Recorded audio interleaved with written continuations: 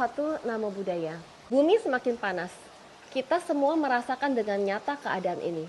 Musim bergeser. Musim hujan yang seharusnya terjadi di musim yang bulannya berakhiran ber-ber, sekarang menjadi blur-blur.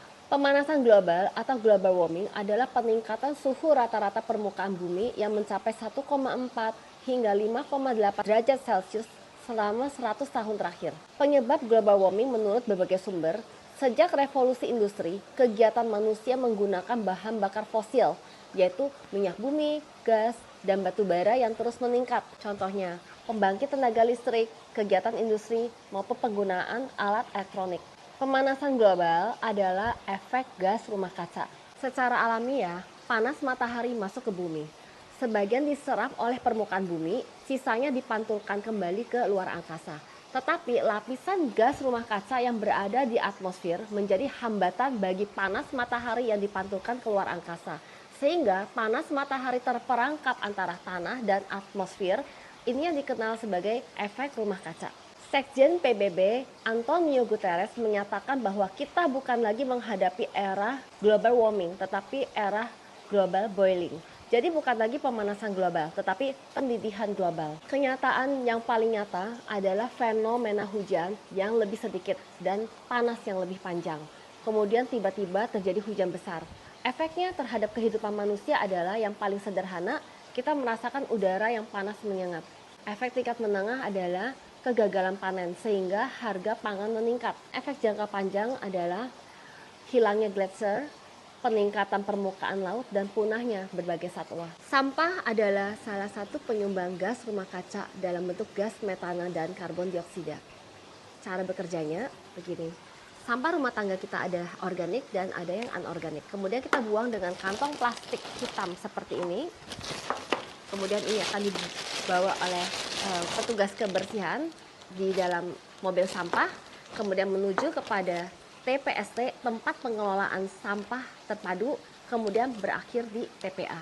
Secara komunal, setiap RW memiliki TPST, tempat pengelolaan sampah terpadu, untuk mengolah sampah wilayah.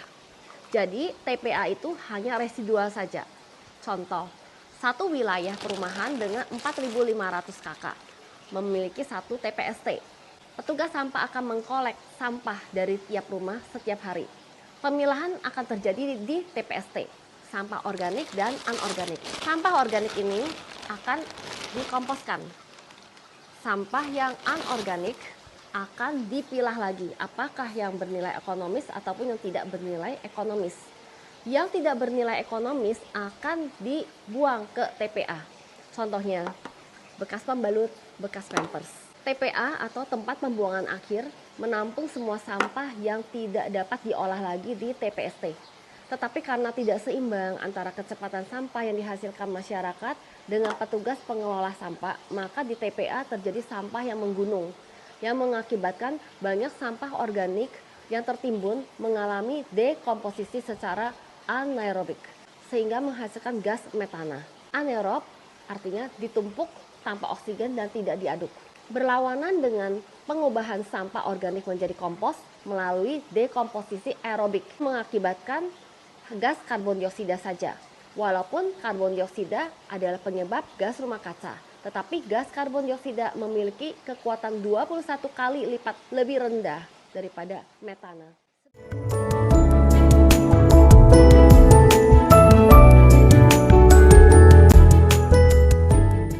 Sebagai umat Buddha, saya ingin mengajak teman-teman untuk berimajinasi, membayangkan masa kehidupan guru agung kita.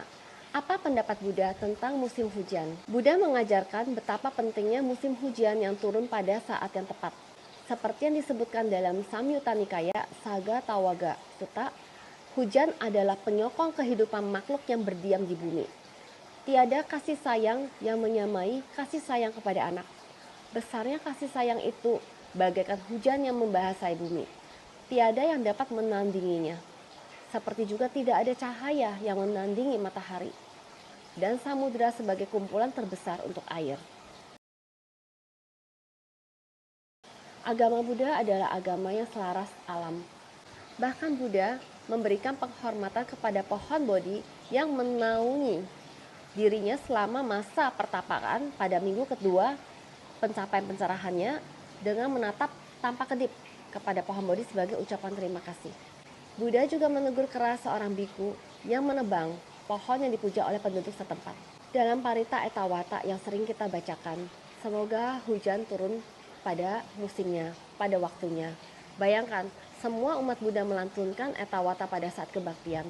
Artinya kita menyadari betapa pentingnya hujan yang turun pada waktu yang tepat. Komunitas ramah lingkungan selalu menggaungkan 3R sebagai upaya penyelamatan lingkungan.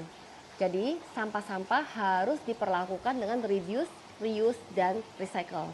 Reduce, kita harus mengurangi sampah kita dengan membawa tumbler, peralatan makan, maupun tas kain untuk berpergian. Reuse, bila sudah ada plastiknya, kita pakai ulang sebanyak mungkin yang sanggup digunakan. Bila sudah habis masa pakainya, bawalah sampah ini ke tempat daur ulang untuk di-recycle. Jadi hanya 3, reduce, reuse, recycle. Pilah sampah kita. Sampah organik, buanglah dengan kantong yang ramah lingkungan yang dapat menjadi kompos beserta kantongnya. Untuk sampah yang anorganik, pakai ulang. Setelah selesai dipakai ulang, kita buang ke depo daur ulang sehingga dapat di-recycle.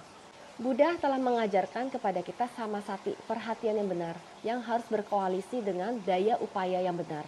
Penerapan dalam dunia modern disebut mindfulness. Mindfulness adalah buah ajaran Buddhisme yang dapat kita jadikan pegangan untuk upaya kita berkontribusi kepada lingkungan kita. Dhamma pada syair 1, pikiran adalah pemimpin, pikiran adalah pelopor. Setiap kita memulai hari, ingin ke pasar, ingin berdana makanan kepada biku sangha, ke kantor, bekal makan anak sekolah, luangkan beberapa detik waktu kita untuk membangun mindfulness terhadap sampah pada saat kita mengkonsumsi, belanja, ataupun pada saat kita membuang. Janganlah meremehkan kebajikan, walaupun kecil, dengan berkata, perbuatan bajik tidak akan membawa akibat.